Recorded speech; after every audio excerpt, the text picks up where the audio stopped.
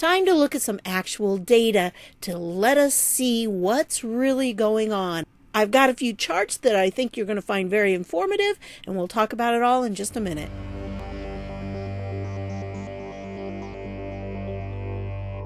Hey everybody, this is Deb with Truthification Chronicles, and the news just keeps coming out in buckets. So I've got lots of these lovely little information bits to share with you, and we're going to get to the main one about the data in just a minute. But let's start here. We have a new executive order that just came out on the 4th, and it is the executive order on establishing the Committee for the Assessment of Foreign Participation in the United States Telecommunications Services sector. Thought this was very interesting that it comes out now, because this is going to establish a committee that's going to review these different policies and the different companies that want to have telecommunications in the United States. And so you can see here, the security, integrity, and availability of United States telecommunications networks are vital to United States national security and law enforcement interests. So that's why President Trump created this. Now, it'll have a section here on the definitions because, legally they have to do all these definitions so people understand. But look at this part. So here's the establishment of this particular committee, and the primary objective of which shall be to assist the FCC in its public interest review of national security and law enforcement concerns that may be raised by foreign participation in the United States telecommunications services sector. So instead of China selling us these phones that will have, like all the spyware on it, maybe they will stop them from being able to do that. That might be a good thing. Anyway, and then it goes down here and it lists who all shall be on it. And it's the Secretary of Defense, the Attorney General, the Secretary of Homeland Security, and the head of any other executive department or agency or any assistant to the president as the president determines appropriate. In other words, he gets to put on there whoever in the world he wants. I like it when he does that. That's good. I hope that, in the future, though, that we have good presidents, because you get a bad one in there and that could be bad. But anyway, and then it says, they can have advisors here. These are the advisors. They have no role in the duties set forth, but they can be used in an advisory capacity. And so that's pretty much all the rest of the cabinet here and some others. So you can see it's quite a list. But I wanted to point this out to you. I think this is a good step in securing our communications because it is a very important thing that we have. And, sometimes it takes situations like we're in right now so you can see what really is important to keeping us safe. And, supply lines, very important, and they're working on that too. So telecommunications, definitely something else very vital. I found this, and this is from January 23rd, but you know what? It's still going on, I'm sure. But George Soros did warn Trump of potential economic doom before the election. Almost as if he knew what was coming. Gee, I wonder how he knew that. So I'll leave the article down below. You can read it if you want. But of course, here it is. He's going to be headed for calamity if he tries to juice American businesses. Can't have that. We don't want America succeeding. Yeah, George is all about the global economy. He wants to crash the United States so that the United States can no longer be the monetary ruler of our world because, basically finances in the entire world depend on the U.S. dollar. And when the U.S. dollar is strong, it affects everybody. And so George, I'm sure, would like to see us fail. That's kind of been his story all along. So I wanted to leave the link to that for you. All the links will be down below in the description. You may have to click a little triangle or something if you're on a mobile device, and it'll pop open that description, and all the links will be there for you. Then I wanted to show you this article from the National Review because it's kind of an interesting article. It's from March 31st. And really, when we're dealing with articles these days, it can make a difference what day it comes out on. But this one's fairly current at this point. And it's just an interesting article that talks about what's going on in California when it comes to all of this that's going on. And it says by now, California should be, as predicted in so many models, ground zero of infection. But you know what? It's not. Well, I think there are some possible reasons for it, and they do list them in this article. But it's very interesting. If you look down here, I like how it says that these people have expressed some skepticism about the bleak models, predicting that we are on the verge of a statewide or even national lethal pandemic of biblical proportions. Thought that was interesting, the terminology there. Biblical proportions. But down here it says, let's just get a little bit of grasp of the data that should be, kind of coloring how we look at things. And whether the rate goes up or down with this particular virus, well, it says the rate certainly will go up each hour, and no doubt in geometric fashion as the virus spreads. Yet, we should remember that California loses about 270,000 lives to all causes every year, meaning on any given day, around 740 Californians die. So there is no published clear evidence that in January, February, and March, more Americans have died from pneumonia-related diseases than in an average year. Note, too, that not all deaths attributed to coronavirus are the work of COVID-19 alone. They are often accompanied by advanced age and serious chronic conditions that may have soon led to death without any accompanying viral infection. And this is what I've been saying. When we look at the data, we have to be very careful because data can be manipulated very easily by whoever has an agenda that they want to drive. Well, if you look at this, have there been more deaths? Well, it says there's no published clear evidence that in January, February, March, more Americans have died from pneumonia-related diseases than in an average year. So remember that. The data needs to be looked at very carefully because not only do we have, there are so many deaths, but we need to look at how they're being attributed. And I had Master33 sent me this. Thank you very much. I appreciate that. And, go give him a follow. That'd be really nice. I'm sure he'd appreciate that. But he sent me this and he said, check out this model. I can tell you for Minnesota, their model says by today, 4/4, we would need 155 to 230 ICU beds. But as of right now, we have only 86 people hospitalized, including 40 in ICU. That's a 400% error. So, the thing is about these models is they are just that. They're models, they're projections. They're not saying that's what's going to happen. They're saying that's what possibly might happen.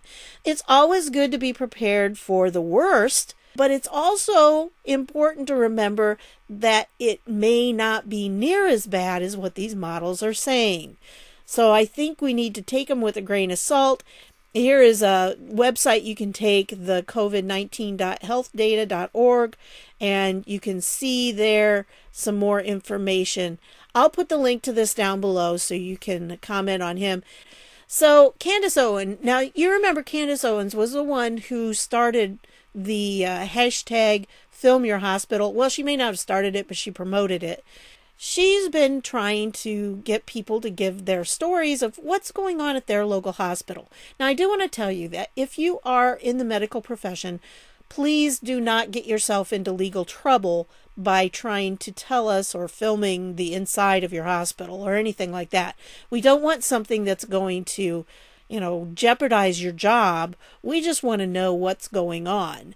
And so I think it's nice to be able to tell people. And she says, people keep tweeting me that they know someone who, similar to the Connecticut infant, died from something entirely different than the coronavirus, but was counted toward its death toll anyway. And I think if you have any of those stories firsthand, you need to send them to her. Okay?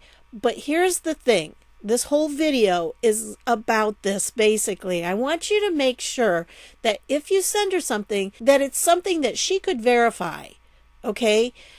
What we're seeing right now is a lot of people making a lot of statements.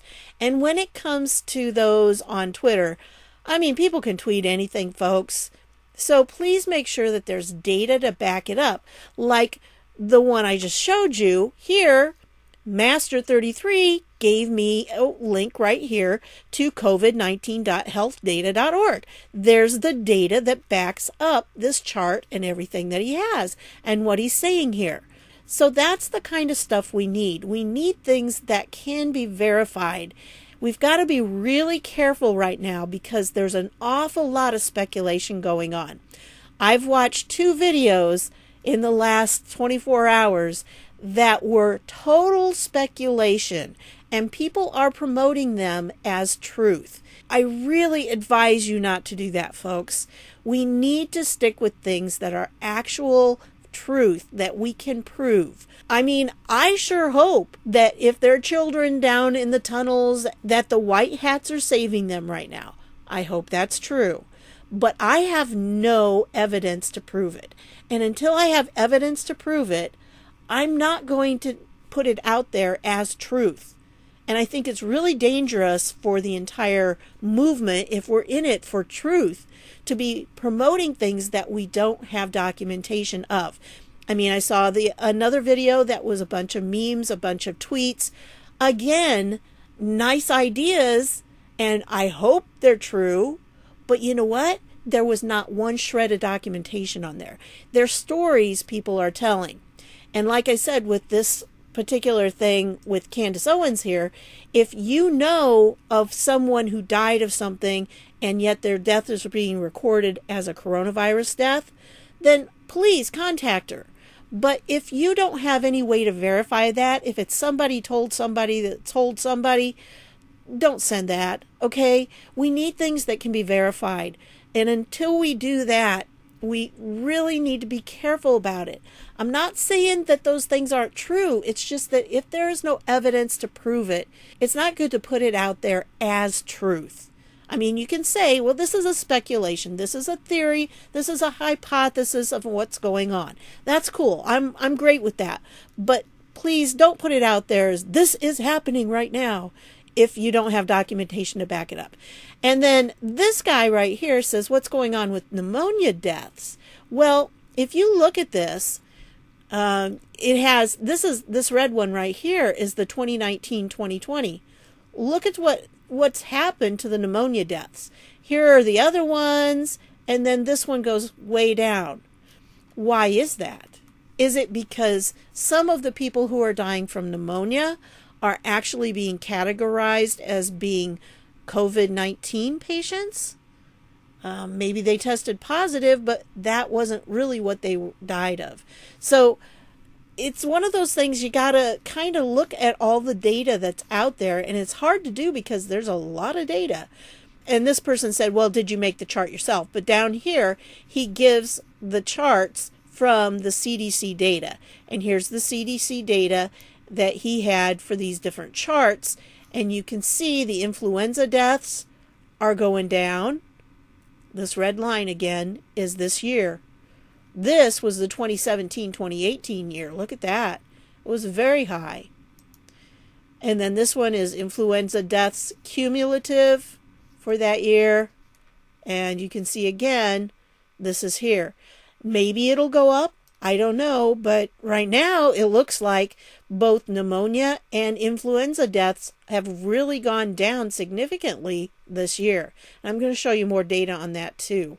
So you can see this one, all deaths, all U.S. deaths. Look at this. Took a big crash the last couple of weeks. Well, first of all, people are not out on the roads very much, so there's probably less deaths in traffic. And if you're staying home and kind of taking it easy, maybe there's less heart attacks. I don't know, but all deaths have plummeted. Very interesting to see. And I think this kind of data is data that we need to hang on to. And again, these are from these links right here. You can go to the links, you can get the data, and you can put it in charts for yourself. So yes, that's where this came from. I love the fact, thank you, Robert, that you put it in here and you gave us the source of your data so we know those are data driven. And that's very important. Now, here's one that one of the researchers did. This is a pneumonia death tracker, And some of it he believes they're attributing to the coronavirus. So if you go down here, it's kind of hard to see. It's not really in graph form. But if you look at this, this is like week 3 of the year. And you can see pneumonia deaths 2015 and up to 2020. So it's nice that he gave this historical. And again, all of this comes from right here. You know, you've got the link so you can go and you can check it yourself. Well, look at the change. Okay, these are all 4,000, 5,000. But this year, 3,890. So it's less than it was last year. Very interesting. And 16.7% less than previous 5-year average. This was week 2, and you have that. Same thing. It's down. Then we go on with the pneumonia deaths, and we have the same thing. So I thought this was kind of a good summary. Here he puts the whole thing together. And we have pneumonia deaths, the 2020 summary. So notice it says more, MOAR. That's how they say more. It's just the way the researchers talk. So yeah, it's kind of an inside joke there. So if you look at this first one, week 1, it was 1.9% more than 2019, but 14.9% less than the previous 5-year average. And then he goes on with all of them. But look at after that first one, all the rest of them were less. Look at this, 5% less, 4.5%, 8% less, 8.5%, 10.1% less, 15.5% less. Down here, 22.7% less. So this is kind of significant, I think, when you look at it compared apples to apples, basically, because you're looking at the same period of time last year and the years before. So I think this is very valuable data. He doesn't have it in, all the pretty little charts and everything, but I think this data is very good. And here again, you can go to the CDC weekly flu webpage and you can see the statistics right there. I've been there and they have them. And you can look at them and you can see just how many people died last week of influenza or pneumonia. You can see it. So I think this is really good to put together and to be aware of, because it looks to me like there's less people who are dying from influenza and pneumonia. So are those deaths being considered coronavirus related? Or what's going on? Maybe people just are healthier this year because everybody's washing their hands and staying 6 feet apart. I don't know, but I wanted to present you with that because this is data. This is real, actual evidence that there is a trend. There's something going on. And I think that's what we have to stick with. Remember, folks, it's nice to have speculations about things, but make sure that when you're discussing them with other people or sharing them, that you know the difference between a speculation and the actual evidence, because, we really have to be careful how we're sharing things. Make sure that when you share something that you're not sure is true, that you include on there that it is speculation. Okay, then there's this Gateway Pundit article. Huge from CDC website, hospitals to list COVID-19 as cause of death, even if it's, quote, assumed to have caused or contributed to death. Lab tests not required. That's really bizarre, isn't it? So yeah, this is the situation we got going on. And, all of this is happening. Everything we're seeing with all the people losing their jobs and the stay at home and quarantine, all of this that's going on. But guess what? The amount of Americans who are reported to have died from the coronavirus is based on a CDC coding system that will, quote, result in COVID-19 being the underlying cause more often than not. So even if it's really not, yeah. And that's the thing. A new ICD code was established to keep track of coronavirus deaths. And here's the information about it. So we need to really take what we're hearing with a grain of salt. And I think President Trump understands this.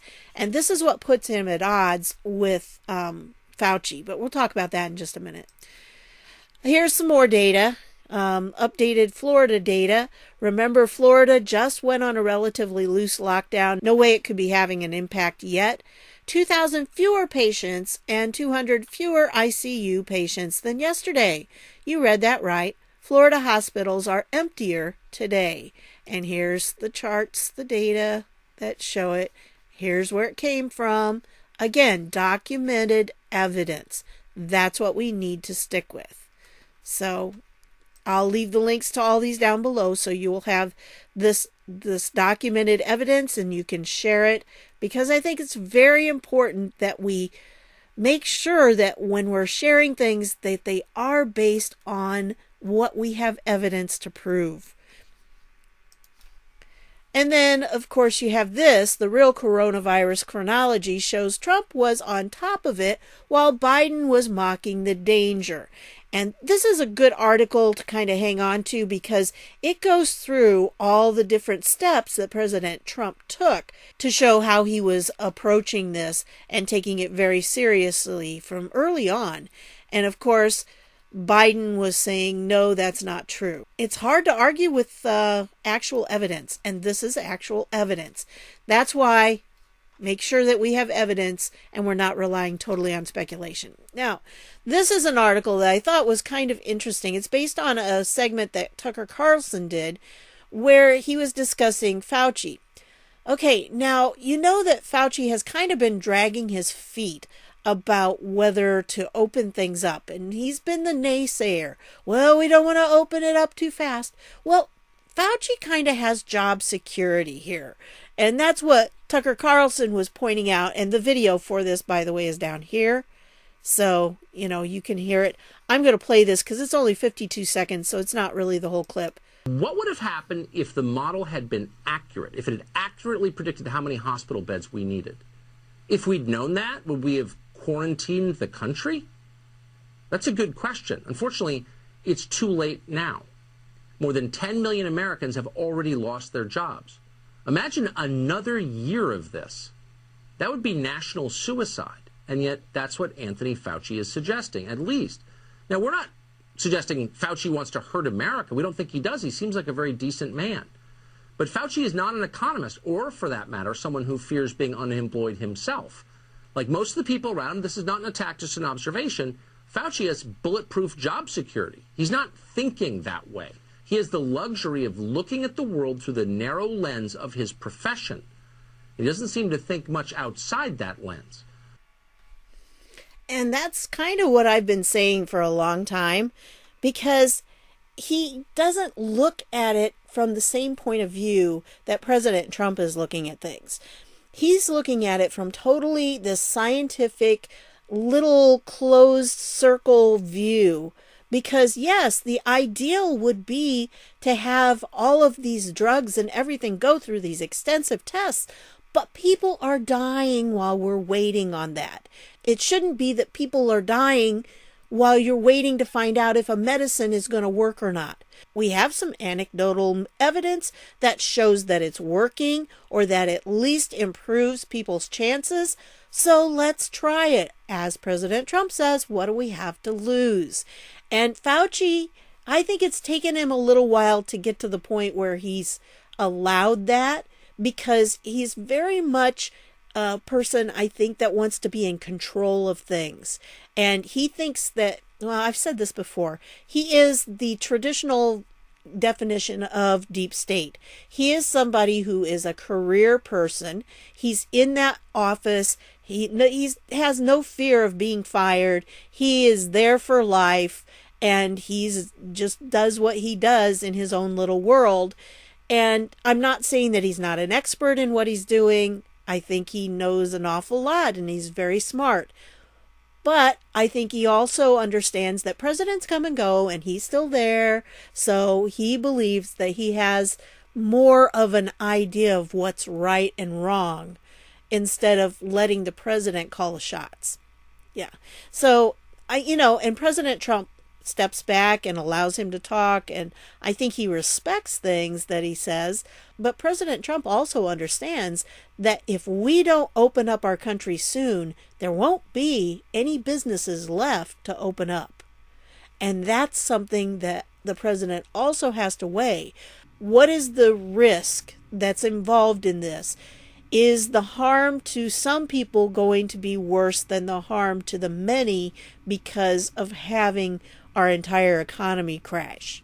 And that's, I think, where President Trump is. And I think this article right here is probably very right about Fauci. I don't think he's necessarily a bad guy. I think he's just a career official that thinks he knows how to run things better than President Trump. And I've said that before, so that's where I'm at. This is a good article to read. You may want to see it. It'll be down in the description below. And then Charlie Kirk says this: Nancy Pelosi is launching a committee to investigate Trump's response to the China virus. So where are investigations into Dianne Feinstein having a Chinese spy on her payroll? Nancy Pelosi's insider trading. Yeah, did you hear about that one? That she did some insider trading of her own with, I think, stock in Walmart or Amazon or something. Democrat senators back-channeling with Iran. Time to fight back. Yep, for sure. The time for truth is come, and they need to be found out. And then there was this one by Byron York. Remember back in 2018, after Nunes memo, when all those former prosecutors on TV were passionately defending the FBI and FISA surveillance application process? It was exhaustively detailed, scrupulously honest, meticulous. Remember? Now, investigations have shown that to be entirely wrong, and not just in Carter Page case. I don't think the former prosecutors were intentionally misleading. They were just totally wrong, and they put the prestige of their resumes behind arguments that were totally wrong. Oh, well, yeah, some of them I think had motivations other than that. So now from the Wall Street Journal opinion, read the Federal Bureau of Inaccuracy. The Justice IG finds even more abuse of wiretap applications. But if you've been watching my videos, you already know about all that, right? Because we already talked about it. And then if you go down here, sometimes these comments are really interesting to see. Well, this guy right here, and, he thinks he's something here, I guess. But he says, I challenge Byron or anyone to show me the criminality in this IG report. Show me the rampant overreach by the FBI or how the prosecutors abuse their power within the court. I don't doubt an audit of any system, let alone one so complicated, would reveal some level of error. Okay. I went through that in a previous video, right? So let's see. The FBI had cases where they altered evidence. They had cases where they fabricated evidence, because remember they had one that, they couldn't find, oops, and then they had 3 that they had no Woods file, which is the evidence, at all for, and then they didn't even have any evidence at all. So those 3 things seem to me to be criminal, because in the United States, last I knew, you had to have actual evidence before you got a warrant, and especially since it was the FISA court, which is supposed to keep citizens of the United States from being surveilled without a reason. So that to me is criminal. As far as I'm concerned, it's criminal. So there's that. And then this was an interesting little clip, because in this, it kind of sounds like Nancy Pelosi is saying everybody knew about it before it happened. Before the impeachment. So that would be an interesting speculation there. If the Democrats knew about it, and that's why she was dragging her feet about getting the impeachment over to the Senate. Maybe she did that because of the timing with the virus, that it was supposed to reach over here earlier, and she knew it, that it should have gotten here sooner, but it didn't. So she was waiting until things started really heating up before she took the impeachment articles over to the Senate. I don't know. That's speculation, folks. I don't have anything to back that up. That's just an opinion of mine. It's a thought that I'm putting out there. And I'm going to make sure you know it's speculation when that's what it is. But I thought this was interesting. There is a clip here you can watch if you want to. It's hard watching her. In a previous video, and I don't remember which one at this point, I mentioned that Todd Starnes had gone to his Brooklyn hospital and he took video outside and nothing was going on, and there was a tent there where they were supposed to have people being tested and it was totally empty. There was nobody, lined up or anything there. And so he posted the video. This is Todd Starnes, and this is here in my downtown Brooklyn neighborhood. They've been telling us on the news, and the Democrat leaders have been telling us that the hospitals here in New York City have been turned into war zones. And I thought it would be good to get out today and to show you what's happening, at least in my neighborhood. Now, again, this is not to diminish the virus or the crisis at all. This is just simply to explain to you what we are actually seeing in reality compared to what we are seeing on the television and what the Democrats in charge are telling us. So look, this is outside of our hospital here in Brooklyn. This hospital serves thousands and thousands of people. Now, this is the line to get tested for the coronavirus right here. This is where the line starts. And folks, I'm here to tell you at this very moment, not a single person is in line waiting to get tested. This is the emergency room, and you would expect, if you believe the mainstream media, that this emergency room would be overflowing with people. And as you can tell, there are no people here.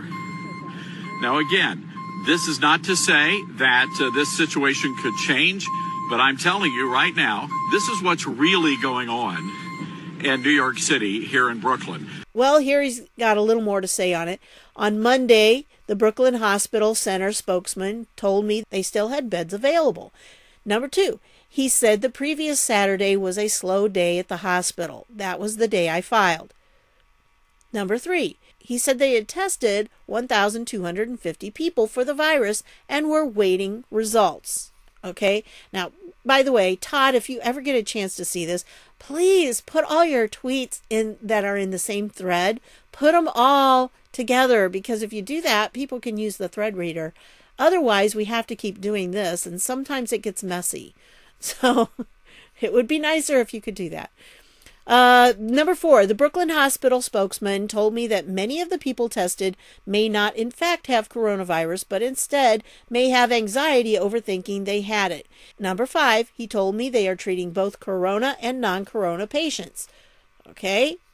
So then he goes on, he says, if you watch my video, you heard me say, now the video was the one I was referring to, you heard me say specifically that the point of the video was to illustrate the media's fear-mongering. 7, I specifically said the video was not meant to diminish the virus, and he did in it. Number 8, the truth is CNN, New York Times, NBC hire known leftists and liars. I'm assuming that was supposed to be liars, not liars. Okay? So then he goes on and he says, CNN, MSNBC, New York Times, and NBC will try and destroy anyone who exposes their dystopian narrative. 10, but this time I'm fighting back, and our legal counsel will be taking action against all of the aforementioned news agencies. So, good for you, Todd Starnes. Salute. That's what you need to do. Go after him, because these guys have been promoting a lie about him, that he was against the virus, that he was a virus denier. That's what they're called.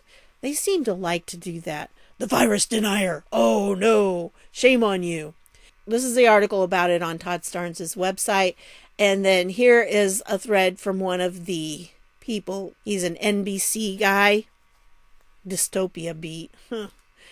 And so he says, here it is. This is Corona's deniers take aim at hospitals as pandemic grows. Nobody's saying that. We're just saying that the media is hyping it more than what it is. Absolutely nobody is saying nobody has died from the coronavirus. I'm not saying that. That's for sure. But I am saying that I think we need to examine the numbers because I think the numbers are inflated. So that's my sentiment on that. I totally salute the doctors and nurses and the other medical staff in there that are taking this on and are helping people. My heart goes out to them. My prayers go out to them. But I also think we need to remember that what we're being told by these news outlets is much worse than what's really happening in real life. And that's why we have to keep with the data, because the data will prove it. So anyway, as you're going out there in social media and everywhere on the internet right now and talking to people in real life, be careful what you're saying. Yeah, I would like for it to be true that all of these things are happening underground and behind the scenes, but let's not put out more than we can back up with evidence at this point. If those things are really happening, there will be evidence later on, and then we can say it as truth. Until then, it's speculation, folks. Be careful. So that's what I've got for you on this one. I want to thank you for stopping by, and I'll see y'all later.